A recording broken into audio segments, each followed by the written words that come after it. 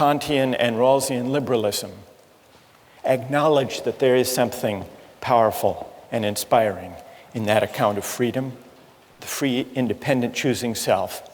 But they argue it misses something. It misses a whole dimension of moral life and even political life. It can't make sense of our moral experience because it can't account for certain moral and political obligations that we commonly recognize and even prize. And these include obligations of membership, loyalty, solidarity, and other moral ties that may claim us for reasons that we can't trace to an act of consent. Alistair MacIntyre gives an account, what he calls a narrative conception of the self. It's a different account of the self. Human beings are essentially storytelling creatures, MacIntyre argues. That means I can only answer the question, what am I to do, if I can answer the prior question, of what story or stories do I find myself a part? That's what he means by the narrative conception of the self. What does this have to do with the idea of community and belonging? MacIntyre says this: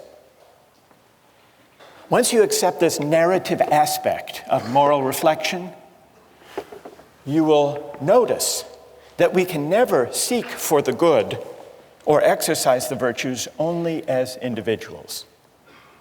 We all approach our circumstance as bearers of particular social identities. I am someone's son or daughter, a citizen of this or that city. I belong to this clan, that tribe, this nation. Hence, MacIntyre argues, what is good for me has to be the good for someone who inhabits these roles. I inherit from the past of my family, my city, my tribe, my nation, a variety of debts, inheritances, expectations, and obligations. These constitute the given of my life, my moral starting point. This is, in part, what gives my life its moral particularity. That's the narrative conception of the self. And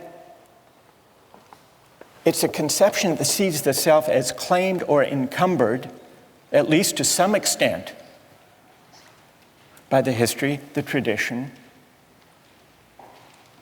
the communities of which it's a part. We can't make sense of our lives, not only as a psychological matter, but also as a moral matter in thinking what we ought to do without attending to these features about us. Now, MacIntyre recognizes that this narrative account, this picture of the encumbered self, puts his account at odds with contemporary liberalism and individualism.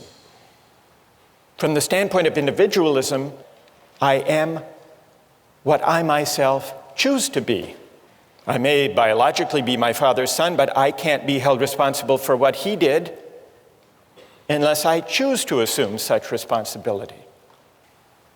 I can't be held responsible for what my country does or has done unless I choose to assume such responsibility.